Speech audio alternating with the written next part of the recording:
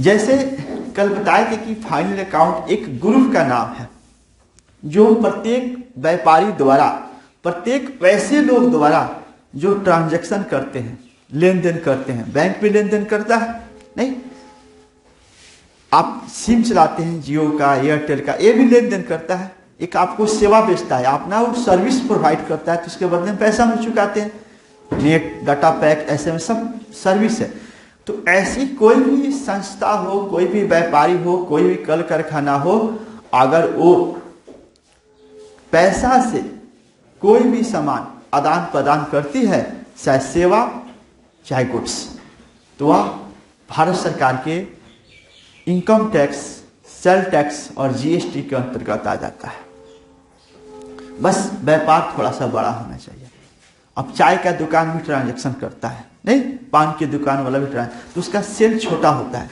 तो ऐसे लोगों को टैक्स से मुक्त कर दिया गया है। हाँ, जिसका चल जाएगा उसको भी टैक्स देना पड़ेगा। तो उसमें क्या होता है कि आकलन हो जाता है अफसर सबको कि यह चाय का दुकान सुबह लगा, कितना कमाया, नहीं कमाया।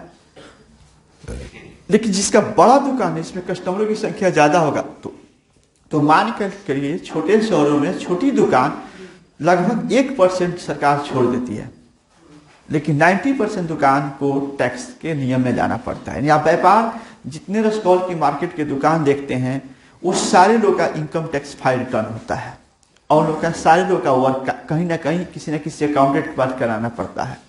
छोटा व्यापार नहीं अकाउंटेंट रख सकता है। अब एक बच्चा को रखेगा तो 20 महीने कहाँ से देगा? तो वो क्या करता है, लोग जो बच्चे सीख लिए हैं, टैलेंट है, तो अपना ऑफिस खोल के बैठ गए, वहां पर 5, 7, 10 दुकानदार अपना फाइल पहुंचवा देता है, हिसाब किताब कर देता है। क्लियर? लेकिन जब बड़ा व्यापार होगा, जहाँ फैक्ट्री है, कल कारखाना, जैसे बस लोग हुआ, ये सब अपने अकाउंटेंट रखना पड़ता है। तो जैसे ही लेन देन की संख्या जब बड़ा होगा, बिजनेस बड़ा होगा, तो वहाँ अकाउंटेंट की आवश्यकता हो जाती है। क्लियर?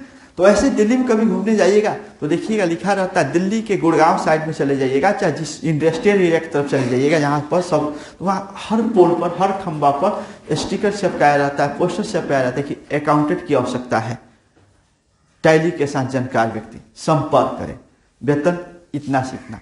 तो वहाँ देखते हैं कि 20,000 से लेकर 25,000 का वेतन लगा देता है। लेकिन वो सब बच्चे जो जाते हैं वहाँ पर, जो दिल्ली में सोच कर जाते हैं कि हमको जाना है, तो 20-25,000 पर काम क्या करेंगे? जब उनके पास जानकारी है, टैलेंट है, तो ज़्यादा वाला सैलरी चॉइस कर लेते हैं। यानी मतलब निकल के आ रहा है कि अकाउंटेंट की भारत में जितनी आवश्यकता है उतना पूर्ति नहीं हो पा रहा है। बस बच्चे क्या करते हैं, कॉमर्स पढ़ लेते हैं, पढ़ते नहीं है, जिस कारण जानकारी नहीं हो पाता, जानकारी नहीं हो पाता तो वहाँ पहुँच नहीं पाते हैं। अब मान लीजिए आप ही आएंगे डिपार्टमेंट में काम करने के, मिलेगा कि आप अकाउंटिंग कीजिए, जर्नल बनाइए, लेजर बनाइए, ट्रायल बनाइए, आपको आएगा तब रहिएगा, नहीं आएगा तो कै दिन रहिएगा मेरे ऑफिस में? नहीं रह पाइएगा, खुद ब खुद भाग जाइएगा। तो इसलिए इसमें जानकारी जब जितना अच्छा कर लीजिएगा उसका उतना ही फ्यूचर सेफ हो जाता है। तो फाइनल अकाउंट उसी में क्या एक ऐसी चैप्टर है, अगर जिसकी जानकारी हो जाए तो आपको बीकॉम करने की आवश्यकता नहीं, MCOM करने की आवश्यकता नहीं, PhD करने की आवश्यकता नहीं, इसी से काम कर लेते हैं बच्चे, और किसी अपने सीनियर को कंसल्ट कर लेते हैं, वो साइन कर देते हैं कागज में। लेकिन आपको डिग्री भी बढ़ाना होगा, लेकिन जानकारी तो 11वीं क्लास में है। भले सिलेबस बोर्ड की परीक्षा 12 क्लास से लेता है, लेकिन ओरिजिनल वर्क करने का पर्पस सब 11 में डाल दिया गया है। तो फाइनल अकाउंट में हम आपको समझाए थे कि फाइनल अकाउंट में यह वर्ष के अंत में बनता है। कब बनता है? और वर्ष के अंत में बनता है, और एक बार बनता है, साल में एनुअल एक बार बनता है। और इसकी जो प्रति होती है मात्र 2 पेज में बनता है। कितने पेज में बनता है? व्यापार छोटा होगा सो, अच्छा बहुत बड़ा होगा, टाटा बिरला सबका 2 ही पेज में बनता है। अब तुम भी सोच रहा है कि इतना बड़ा ट्रांजैक्शन तो 2 पेज में कैसे हट जाता है? इसका बड़ी खूबी है, इसलिए तो फाइनल अकाउंट सरकार मानता है। और ये 2 पेज में बनता है, तो तब तुम्हारे जिस फॉर्म का बनता है बनाकर, और हर साल 31 मार्च को क्लोज करके और उसके आधार पर एक बनाना पड़ता है, और उसकी कॉपी, हार्ड कॉपी सरकार को जमा करना पड़ता है। जैसे रक्सौल में आसन डिपार्टमेंट है इनकम टैक्स का ऑफिस, ठीक है, वहां पर सब अफसर है, वहां ले आके लोग दुकानदार में जमा करते हैं। अगर वह जमा नहीं करते हैं और इनकम टैक्स चेक करता है दुकान को, कागज मांगता है कि आप जो जमा किए दिखाइए, तो नहीं दिखाइएगा तो दुकान को शटर गिरा के कपड़ा से सील उड़ के मोहर मार के चला जाएगा। सब दुकान आप ही का है लेकिन खुलेगा नहीं, अब केस लड़िए। तो सोचिए कि अभी के टाइम में किसी का दुकान सेल हो जाए तो सबसे पहला तो उसका प्रतिष्ठा हनन होगा। अगल बगल दुकान देखे भाई इसके दुकान सेल हो गया, नहीं, फर्जी काम किया, और केस ऊपर से लड़ना है, प्लस प्रोडक्ट हमारा अंदर फंस रहा है, कौन एक्सपायर होने वाला होगा, कपड़ा होगा तो मुझको काटने का डर है, नहीं, सारे कुछ होता है। इसलिए प्रत्येक व्यापारी चाहता है कि अपना income tax file at time पर हम रिटर्न कर दें, और आज के डेट में, अभी के डेट में सब कोई कर देता है। अभी के डेट में कोई नहीं चाहता है करने का। अगर 1 लाख आप इनकम टैक्स चोरी करते हैं, 1 लाख करते हैं, ठीक है, मान लीजिए 1 लाख हम चोरी कर लिए, सोचने की बच रहे हैं, लेकिन जब इनकम टैक्स का रेट होगा, अगर हम पकड़े जाते हैं तो जेल तो अलग से जाएंगे, 12 गुना फाइन देना होगा इसका, 12 से गुना करता है, 12 लाख पेनाल्टी चुकाना होता है पहले, तब दुकान खोलने देगा, केस और केस लड़ना होगा। तो कोई 1 लाख के चक्कर में 12 लाख थोड़े करेगा, नहीं करेगा। इसलिए अभी के डेट में सभी लोग ईमानदारी पूर्वक इनकम टैक्स फाइल रिटर्न करते हैं, क्लियर, उससे फायदा भी है। जैसे हम फायदा क्या है, टैक्स दे दिए, लग रहा है कि हम लोग कब आए, दुकान खुले, सुबह से चलाए, और साल को हम लोग 1 लाख सरकार को मुफ्त में दे रहे हैं। मुफ्त नहीं दे रहे, आपको सेफ्टी दिया जाता है। देखिए सेफ्टी क्या देता है, जैसे आप दुकान के, तो सबसे बड़ी दुकान लाइसेंस होना चाहिए, क्या होना चाहिए, रजिस्टर्ड होना चाहिए। तो ज्यादातर व्यापारी आजकल रजिस्टर्ड जीएसटी से कराया जाता है, जीएसटी का टिन नंबर मिल जाता है, वो रजिस्टर्ड हो गया। अगर आप रजिस्टर्ड दुकान है, आप 2 करोड़ का उधार माल लाइए, कितना का माल लाइए, और रात में आग लग गया, 2 के माल लाए और रात में आग लग गया, जिस उधार लाए तो मांगेगा पैसा। लेकिन यही अगर इनकम टैक्स फाइल रिटर्न कर रहे होंगे पिछले वर्षों से, 5 वर्षों से, आपका रजिस्टर्ड होगा, तो आप जाके कोर्ट में शरण ले सकते हैं कि हमने माल लाए, लेकिन प्राकृतिक आपदा के कारण माल जल गया और हमें दिवालिया घोषित कर दिया जाए, कंगाल घोषित कर दिया जाए। तो कोर्ट अपना ऑफिसर भेज के वाकई में मुआयना करा लेगा कि भाई सही में जला कि नहीं जला। अगर उसके नजर में लगे कि आग लग के जल चुका है, तो आपको दिवालिया घोषित कर देगा, कंगाल घोषित कर देगा कागज में। तब उसके बाद सीना तान के भी जाएगा, पैसा लेगा, नहीं मांगेगा, डरे मांगेगा तो जेल चल जाएगा उल्टा हुआ। फायदा है कि नहीं है, आग लग जाए, भूकंप आ जाए, या हानि में व्यापार जा रहा है, माल बेच रहे हैं फिर भी हानि होते जा रहा है, और आप फाइनल अकाउंट पर हानि शो कर दिए, और कंपनी और जाके कोर्ट में चले गए और कहे कि हमको कंगाल घोषित कर दीजिए, कोर्ट जांच करवा देगा, जांच करवाएगा, वाकई में देखा कि बेचारा का हानि हो रहा है, हानि हो रहा है, तो पैसा कहाँ से हम पार्टी को उधार देंगे, तो हमको कंगाल घोषित कर देगा, तो पार्टी हमारे पास पैसा मांगने डरे नहीं आएगा। तो फायदा है कि नहीं है। तो इसलिए व्यापार में अगर सब कुछ ठीक चल रहा है तो हानि भी हो तो डरने की जरूरत नहीं है। हानि तो अपना नुकसान तो है, लेकिन किसी का कर्जा लेके आए उसको पैसा नहीं हो सकता नहीं है। तो इंसॉल्वेंसी चैप्टर के नाम से आप लोग को बीकॉम में पढ़ना है, दिवालिया, ठीक है। ये सारी चीज हम लोग को फायदा होता है, टैक्स ही नहीं, बहुत सारे सुरक्षा सरकार दे रही है। तो फाइनल अकाउंट में सबसे पहले इसमें 3 चीज होती है, ट्रेडिंग, दूसरा पीएल, कल बताया पीएल का फुल फॉर्म प्रॉफिट और लॉस, और एक होता है बैलेंस शीट, शॉर्ट में लिख दिया बैलेंस शीट। एक 3 इसके मेन मतलब पार्ट होते हैं, इसी ग्रुप को बोला जाता है फाइनल अकाउंट। ये तीनों का आंसर अलग अलग होता है, ठीक है। इसमें फैक्ट्री में निर्माण करने पर, फैक्ट्री में निर्माण करने पर जो भी वस्तु को तैयार करने पर जो भी खर्च आवश्यकता है जरूरी है, और फैक्ट्री में आवश्यकता वाला ही खर्च किया जाता है, ठीक है।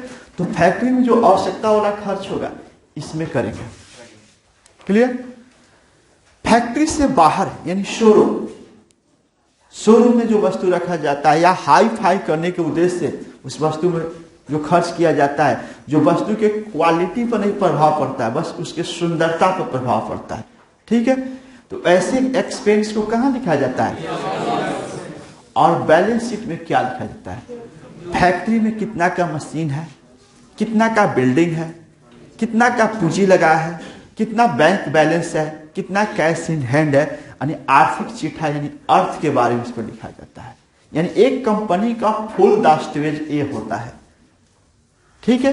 ये तीनों भारत सरकार के इनकम टैक्स द्वारा एक साथ फाइनल अकाउंट के नाम से मांगा जाता है कि आपने जो प्रोडक्ट तैयार किए उसको जो खर्च दिखाए बताइए, हम जांच करवाएंगे।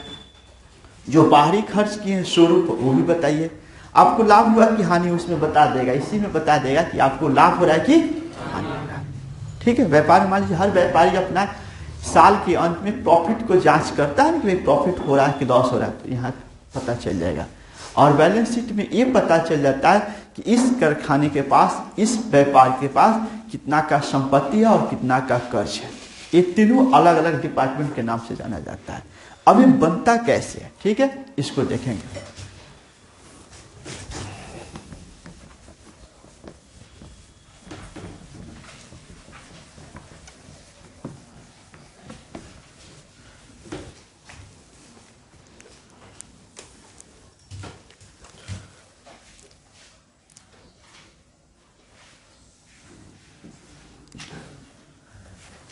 ये समझ लीजिए हम लोग छोटा सा बर्तन ले लिए, कचौरा ले लिए, नहीं ध्यान रखिए, थोड़ा सा दिमाग यूज कीजिएगा। जब भी कॉमर्स के स्टूडेंट होकिएगा ना, तो कॉमर्स जब ले लिए तो सोच लीजिए कि एक माइनर सेकेंड के मिस्टेक में 2000 का नोट दे दिए करने के लिए, और 100 गो है।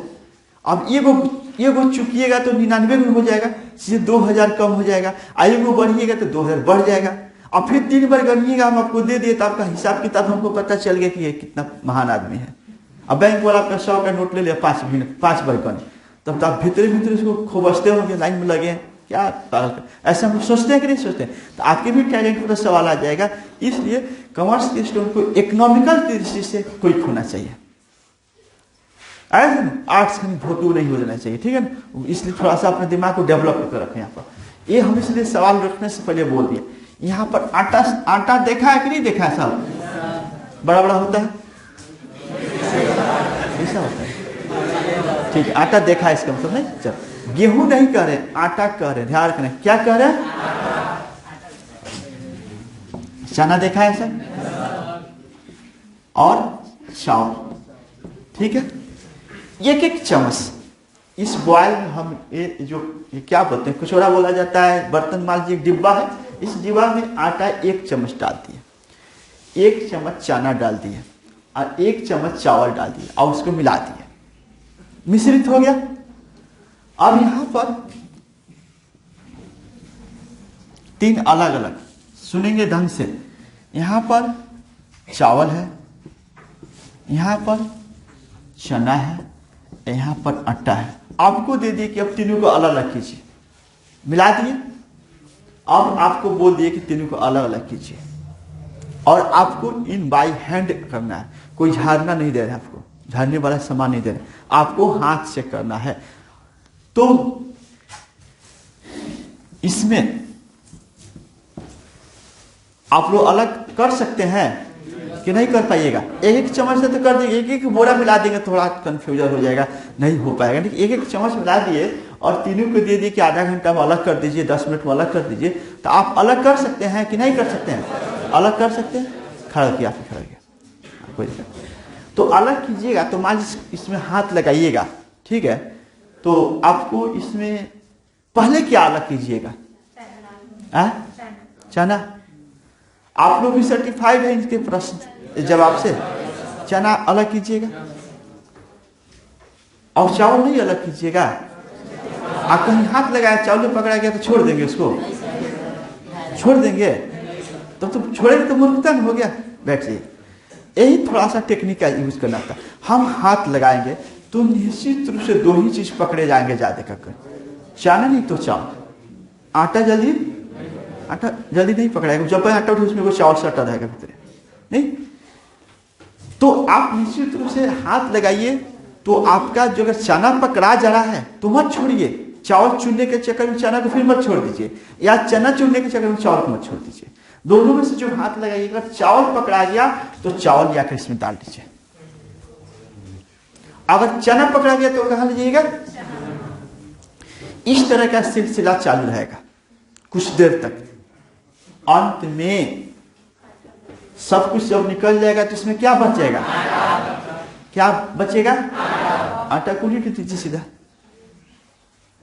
आटा चुनने की आवश्यकता नहीं है। आटा ऑटोमेटिक जब चावल और चना को फाइंड आउट कर दीजिएगा, उसमें से निकाल लीजिएगा, तो आफ्टर दैट क्या बच जाएगा? उसमें आटा बच जाएगा। तो आटा बिना चुने इसमें डाल दीजिएगा। समझ रहे हैं बात को? हो जाएगा। देखिए, यही चीज आपको सिखाना चाह रहे थे। ये ट्रायल बैलेंस है। ये कौन चीज है? ये एक तरह का क्वेश्चन है। ये क्वेश्चन होगा। ये क्वेश्चन जो होगा उसमें ट्रायल बैलेंस जो बना बनाया मिलेगा, रेडीमेड आपको मिलेगा, आपको चिंता करने की आवश्यकता नहीं कि सर ट्रायल बैलेंस नहीं पढ़े, उससे बात नहीं। जो पढ़े अलग बात है, जो नहीं पढ़े, एक आपका जो प्रश्न मिलेगा ऑटोमेटिक ट्रायल बैलेंस ही मिलेगा। और उस ट्रायल बैलेंस में बहुत सारा आइटम का नाम अमाउंट रहेगा, और उसी को देखकर क्या क्रिएट करना है, फाइनल अकाउंट। तो फाइनल अकाउंट में क्या क्या तैयार किया जाएगा, ट्रेडिंग, पीएल, और बस यही बात हो रहा। तो जो मेरे पास ट्रायल बैलेंस मिला, ट्रायल बैलेंस मिला, उसी ट्रायल बैलेंस को देखकर फाइनल अकाउंट तैयार करना है। क्लियर? किसको देखकर तैयार करना है, जिसको आप प्रश्न बोलिएगा सर ये प्रश्न हुआ, उसी प्रश्न जो है वो प्रश्न पार्ट ऑफ ट्रायल बैलेंस है, वो ट्रायल बैलेंस का भाग है, ट्रायल बैलेंस है। क्लियर? आप थोड़ा सोचेंगे, उस ट्रायल बैलेंस में कुछ आइटम ट्रेडिंग का भी होगा, कुछ आइटम पीएल का भी होगा, और कुछ आइटम, यानी वो ट्रायल बैलेंस में बिजनेस के हर कुछ होगा। फैक्ट्री से संबंधित खर्च होगा, ऑफिस से संबंधित खर्च होगा, ऑफिस का आमदनी भी होगा, फैक्ट्री का आमदनी भी होगा, आपका संपत्ति भी होगा, और कर्ज भी होगा। यानी उस ट्रायल बैलेंस में व्यापार का सारा कुछ मिक्स रहता है। क्लियर? तो ट्रायल बैलेंस में जो मिक्स रहा, जैसे ये मिक्स रहा चावल आटा चना, उसी तरह ट्रायल बैलेंस में मिक्स होगा, ट्रेडिंग का आइटम होगा, पीएल का आइटम होगा, और ऐसा कोई भी आइटम नहीं होगा जो तीनों में नहीं जाएगा। तीनों में कहीं ना कहीं जाना है उनको, चाहे वो ट्रेडिंग में जाए, चाहे पीएल में जाए, चाहे बैलेंस में जाए, कहीं ना कहीं उनको जाना है। यानी ट्रायल बैलेंस में जो भी सवाल होंगे, ट्रायल बैलेंस में जो भी चीजें होंगे, वो तीन का न किसी एक का भाग होता है। जिसे देखिएगा हमारे हाथ पर, जिसे मान लेते हैं क्वेश्चन, आपको काम चला लीजिएगा, फीलिंगों करके समझ सकते हैं, सवाल हुआ, ठीक है। ये सवाल जो है ट्रायल बैलेंस है, और इसको राइटर कह रहा है, सुनेंगे लिखने से कुछ नहीं फायदा है, सुनेगा समझ, कोनो को नहीं दिखाई दे रहा होगा, ऐसा नहीं पीछे बैठा नहीं दिखाई दे।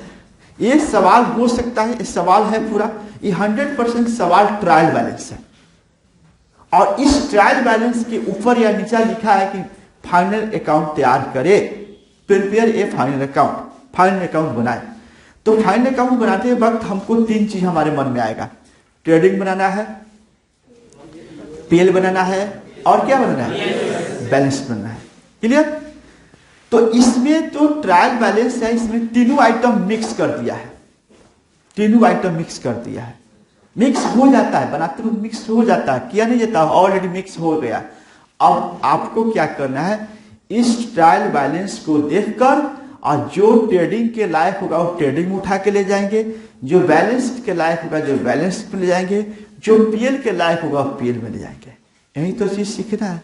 तो जैसे यहाँ बोर्ड पर बता रहे थे कि आपका जो ये सवाल है, ये ट्रायल बैलेंस हो गया, और ट्रायल बैलेंस में से कुछ कहाँ जाएगा, कहाँ जाएगा, कुछ ट्रेडिंग में जाएगा, और कुछ कहाँ जाएगा, और कुछ कहाँ जाएगा, समझ रहे हैं? ये ट्रायल बैलेंस के सारी आइटम जो है, चाहे 25 गो हो, चाहे 20 गो हो, चाहे 50 गो हो, चाहे 100 गो हो, चाहे 2 गो हो, इसमें ट्रायल बैलेंस में से कुछ ना कुछ इसमें आएगा। अब ये नहीं कि 5 गो ऊपर से इसमें ला दिए, बीच में से 5 गो इधर ला दिए, लास्ट वाला 5 गो ऐसा ला दिया, ऐसा नहीं। यानी एक नियम और तर्क के अनुसार आएगा। तो मान लीजिए कि ट्रायल बैलेंस के आइटम में से कुछ इसमें आएगा, ट्रेडिंग में आएगा, 100% कहाँ जाएगा, और कुछ कहाँ जाएगा, और कुछ कहाँ जाएगा। कहीं ना कहीं एक दिमाग में रखना है कि ट्रायल बैलेंस में कोई भी नाम है, अगर अमाउंट है, तो तीनों में कहीं ना कहीं ले जाना पड़ेगा। सही ले जाएंगे तो भी एक जगह कहीं जाएगा, और गलती से भी कहीं ना कहीं चल जाएगा तो एक जगह जाएगा। यानी इसमें के कोई भी भाग नाम लिखा है तो कहीं ना कहीं तीनों में एक जगह कहीं ना कहीं आएगा। सही बनाइएगा तो नियम से इसमें आएगा, नहीं तो जहां नियम काम करेगा वहां जाएगा। तो अब सुनेंगे, जैसे हम लोग पढ़ेंगे तो ध्यान रखेंगे, ट्रेडिंग अकाउंट, पीएल अकाउंट और बैलेंस शीट, ठीक है। ये हल्का होता है, ट्रेडिंग बहुत हल्का होता है, 5-7 पॉइंट मिलता है। हम लोग कोशिश करेंगे कि हल्का ढंग से सीखेंगे तभी आपको समझ में आएगा। ऐसा मेजर ढंग से सीखेंगे तो कंफ्यूज होगा। बहुत सारे बच्चे एक टाइप के नहीं होते हैं, और बहुत सारे एक प्रयास में रहता है कि नहीं समझ में आएगा तो छोड़ देंगे पढ़ाइए। वो बात सुन, बहुत बार ऐसा भी था कि नाम लिखा लिया है, घिंच रहा नहीं समझ रहा, तो वैसे स्टूडेंट खासकर अभी के लेक्चर में ध्यान दीजिएगा। ये बैलेंस शीट हो गया, ये पीएल हो गया, ये ट्रेडिंग हो गया। अब देखिए आपके 3 नियम होगा कि फलाना फलाना फलाना फलाना फलाना आइटम कहाँ जाएगा, फलाने फलाने टाइप का आइटम कहाँ जाएगा, और फलाने फलाने टाइप का आइटम कहाँ जाएगा। अब इसका रूल देखना होगा, तो रूल दिखा देते हैं, पहले ही समझने। देखो रूल निकाल दो सबसे, पेज नंबर 28, 29, 30, पेज 28, 29, 30, पेज 28 मिल गया। देखिए 28 नंबर जो है, ये 28 नंबर जो हम रूल तैयार किए हैं, मेरे हाथ की तरफ ध्यान देंगे आप सब कुछ। ये 28 नंबर जो तैयार किए हैं, ये इधर है, इधर है, ये पूरा ट्रेडिंग का रूल है। किसका रूल है? अच्छा, इस पर जाइएगा, इस वाला पेज पर बैलेंस शीट का रूल है, देख लीजिए, आप भी समझ लीजिए। ऊपर देखिए, इस पर ट्रेडिंग लिखे होंगे, इस पर सबसे पहले ट्रेडिंग का लिखे है, एक सारा ट्रेडिंग का कंसेप्ट है। अब इतना आइटम ट्रेडिंग में होता है, क्लियर? इतना आइटम बैलेंस शीट में होता है, और उसके आगे उल्टिएगा तो ये प्रॉफिट एंड लॉस का भी दिए हुए हैं, प्रॉफिट एंड लॉस दिए हैं। देखिए प्रॉफिट एंड लॉस सबसे ज्यादा इसी में है। अब मेरा ये दिखाने का मतलब था कि अगर उतने हम बैठ के याद करेंगे तो सवाल अपने आप में इसका जवाब भारी हो जाएगा। तो इसलिए हम ये रूल दिखा दे, रूल है, रूल देकर मैथ बना लीजिएगा। देखिए कितना दिन रूल देकर मैथ बनाइएगा, काम करने जाइए तो रूल लेके थोड़ा जाइएगा, एग्जाम देने रूल लेके थोड़ा जाइएगा, दिमाग में हटाना पड़ेगा। तो दिमाग में हटाने के लिए आपको यही करना होगा कि बात मेरा सुनिएगा। आप यहाँ से रूल नहीं याद होगा, रूल नहीं याद करना है, सिर्फ सुनिएगा, रूल याद करा देंगे। तो ये ट्रायल बैलेंस के आइटम 3 में से कहीं ना कहीं एक जगह जाएगा, 3 में से कहीं ना कहीं एक जगह, चाहे ट्रेडिंग में जाए चाहे पीएल में जाए। अब नियम है इसका कि कौन आइटम जो है वो ट्रेडिंग में जाएगा, कौन सा आइटम पीएल में जाएगा, कौन सा आइटम। अब आपको बता दिए थे शुरू में कि फैक्ट्री से संबंधित जो भी खर्च हो, फैक्ट्री से संबंधित जो भी खर्च हो वो ट्रेडिंग में जाता है। ऑफिस से जो भी संबंध हो, शोरूम से जो भी संबंधित हो, कहाँ जाएगा।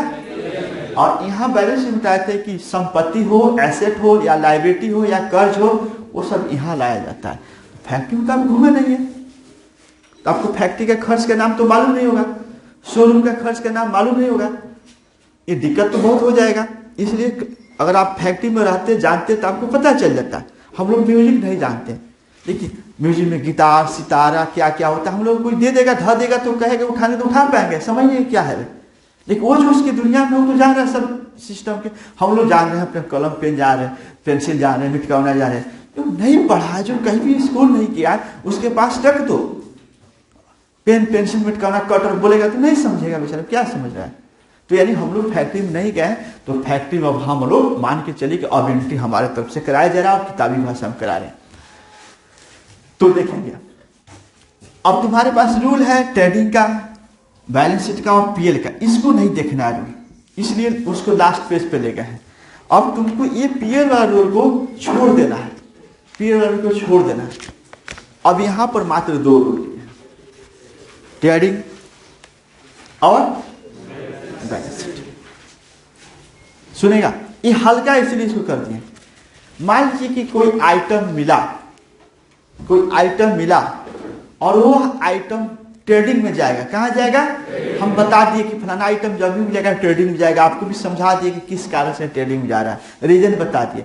ट्रेडिंग में जाएगा तो आपको जब एक बार समझा देंगे, 2 बार समझा देंगे, और तीसरा बार आपको जब पॉइंट मिलता है तो कहाँ लेके जाइएगा, ट्रेडिंग में लेके जाइएगा।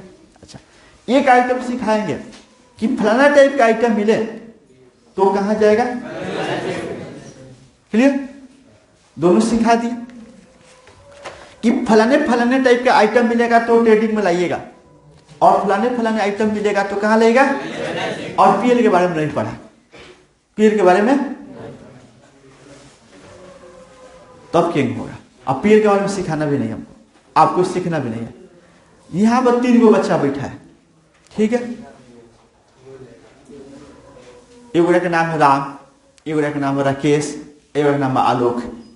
एगोड़ा से पूछे तुम्हारा नाम कथी है? राम, समझ गए। एगोड़ा से पूछे बोला राकेश, एगोड़ा नहीं बोलेगा, गूंगा, किसका नाम कथी है?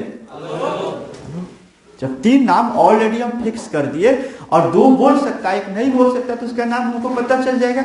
यानी इसमें आइटम क्या तरह का मिक्स है, तो जो इसमें आएगा इसके लायक होगा इसमें समझा देंगे, और जो इसके लायक होगा इसमें ला देंगे, और जो दोनों के लायक नहीं हो कहाँ जाएगा? दोनों के लायक नहीं हो कहाँ चल जाएगा? चल जाएगा। ऐसा यानी हमको ट्रेडिंग का कंसेप्ट समझ लेना है और बैलेंस का कंसेप्ट समझ लेना है। अगर दोनों के लायक है तो इसके लायक है तो इसमें लाएंगे, वो आपको इसका लायक समझा देते हैं कौन कौन चीज इसके लायक आएगा, नहीं, और इसके लायक होगा इसको समझा देंगे, क्लियर। और जो दोनों को लायक नहीं होगा वो कहां जाएगा? कहां जाएगा? याद रहेगा। आटा जिसे हम उठवा दिए थे इसमें बिना चुने, उसी तरह इसका आइटम बिना समझे इसमें ला देंगे। आ रहा है समझ? तो अब हम फोकस करने चाह रहे हैं एक एक पार्ट पर। यानी पीएल का कंसेप्ट को नहीं समझना है 15 दिन तक। 16वां दिन आपको अपने आप बुझा जाएगा कथी है, क्या करना है, क्या सर करा रहे हैं, आप खुद समझ आ जाएगी। इतना नर्सरी क्लास कोई बच्चे नहीं है। बस अभी के डेट में हम ट्रेडिंग के कंसेप्ट समझा रहे हैं कि ट्रेडिंग में कौन कौन आइटम जा सकता है, ठीक है, और कौन कौन आइटम बैलेंस शीट में जा सकता है, और कौन कौन दोनों में नहीं जाएगा वो कहां जाएगा? अब ऐसा मत बनाना कि जल्दीबाजी के चक्कर में दोनों में नहीं जाएगा, इसमें जाकर उठा के बिक देना, ऐसा नहीं। पहले खूब अच्छा से रिसर्च कर लेना है कि भाई इसके लायक है कि नहीं, इसके लायक नहीं है, तब लाना है। नहीं तो जनरली हम लोग पढ़ाते हैं फाइनल में, बच्चे जानते क्या करते हैं, सर कहीं नहीं मिला इसलिए फाइनल दे दिए। अरे भाई तुम खोजा ही नहीं, वो आसान है, नहीं मिला तो फाइनल में आ जाएगा। लेकिन फाइनल में कब आएगा? जब ट्रेडिंग के लायक नहीं होगा तब, और बैलेंस के लायक नहीं होगा तब, क्लियर। तो एक इसमें हम आज सिखा देते हैं, इसको बैलेंस शीट, ये हल्का होगा, ठीक है।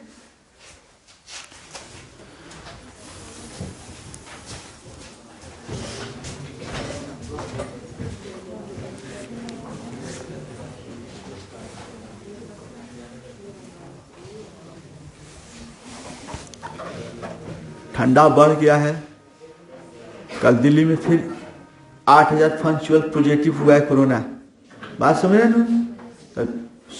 सोमवार से और बिना मास्क वाला जो बैठा है ना, नहीं घुसने देंगे।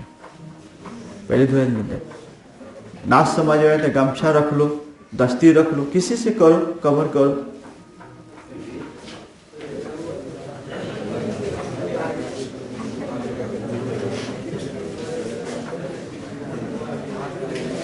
सब कोई एप्लीकेशन डाउनलोड कर लीजिए, कर चुके हैं तो कोई बात नहीं है, वीडियो चलाना सीख लीजिए, स्टडी मटेरियल देखना सीख लीजिए। अगर किसी को प्रॉब्लम है तो हेल्प लीजिए, अगल बगल के स्टूडेंट से। सब कोई 50% आराम से चला रहा है, क्योंकि कभी भी किसी भी परिस्थिति में लॉकडाउन हुआ तो हम लोग का क्लास चलता रहेगा, ये दिमाग में रखना है। नेट नहीं मिलेगा उस गाँव में, उसके लिए भी समस्या बता रहे हैं, ठीक है। घर में फोन आ जाता है, नहीं लगता तो छत पर नहीं चढ़ जाते हैं बतियाते बतियाते। तो नेट नहीं है घर में तो दूसरे गांव में जाओ साइकिल चला के, शरीर में जाके बैठ के देखो क्या दिक्कत है। घर से बाहर निकल शरीर में मिल जाएगा नेट आराम से, लेके कॉपी लेके चलेगा, मोबाइल लेके, तो लोग कहेगा वाह पढ़ने वाला स्टूडेंट है। ये सब कर सकते हो अपने लाइफ के लिए, बात है। इसलिए नेट की बहाना नहीं चलेगा। क्लास किसी कारण से सस्पेंड मोड में नहीं जाने देंगे हम। लॉकडाउन हो भी जाती है, कोचिंग बंद भी कर दी जाती है सरकार, पुलिस कहेगा ठीक है आइएगा तो पिटाई करेंगे, तो घर में रहकर फिर ऑनलाइन क्लास लेना होगा। बात समझो। यहाँ भी मेरा सेटअप है, घर में ऐसा सेटअप बना लिया हूँ, घर से पढ़ा लेंगे। वहाँ तो और आसान, मेरे पास सब नेट वगैरह सब काम करता है। बात समझो। इसलिए किसी भी स्टूडेंट पे ये नहीं बहाना होना चाहिए कि नेट मेरा काम नहीं कर रहा है। नेट आपके रूम में नहीं काम कर रहा है, रूम से बाहर किसी भी गाँव में निकल जाइए तो काम कर रहा है।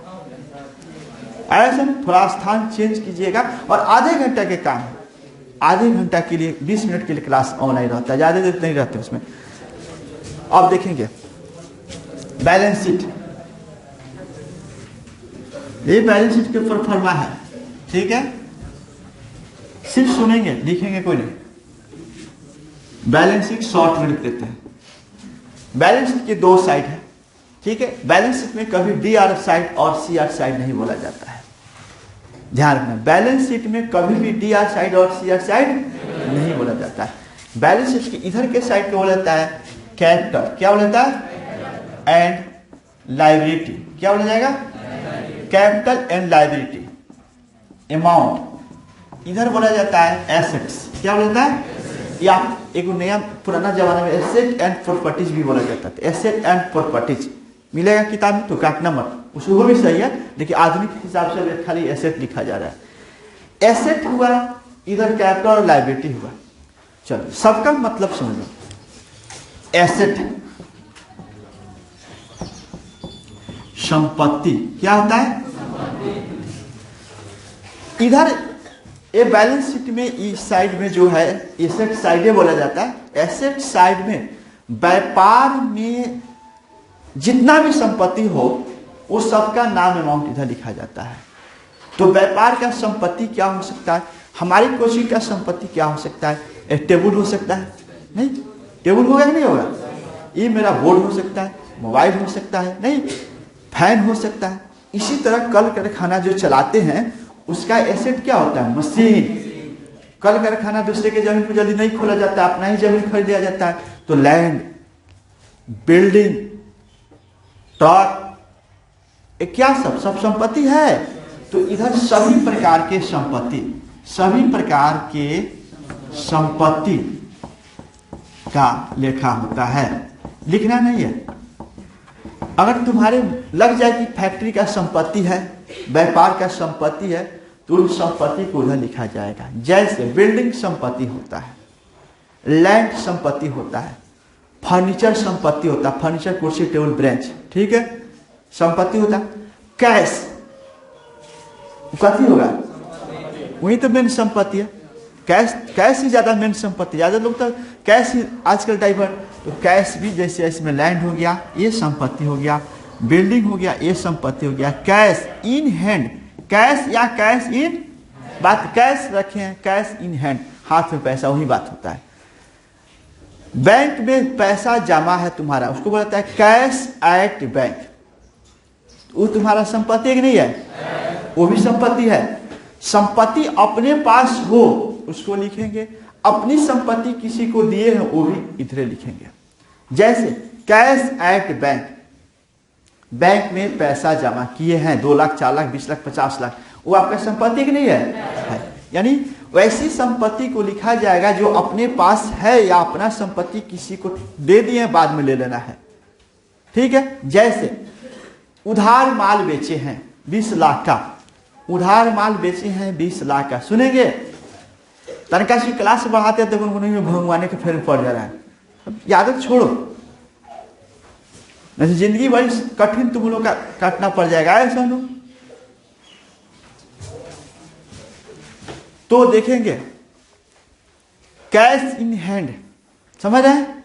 अच्छा, उधार माल बेचा जाता है, तो उधार माल 20 लाख के बेच दिए इस साल, बड़ा व्यापार है तो उधार माल जाएगा, तो वो पैसा लेना है कि नहीं लेना है, वो हमारे लिए संपत्ति है कि नहीं है। तत्काल तुम नहीं दिया तुम्हारे यहाँ, लेकिन मेरा संपत्ति है कि नहीं है। यानी मतलब निकल के आया कि अगर आपके कल कारखाने फैक्ट्री में जो भी उसको चलाने के लिए है, ट्रैक्टर हो, ट्रक हो, मशीन हो, बिल्डिंग हो, फर्नीचर हो, वो सब संपत्ति है, इधर लिखाएगा। उसके अलावे अपना पैसा, अपना माल किसी को उधार दिए हैं,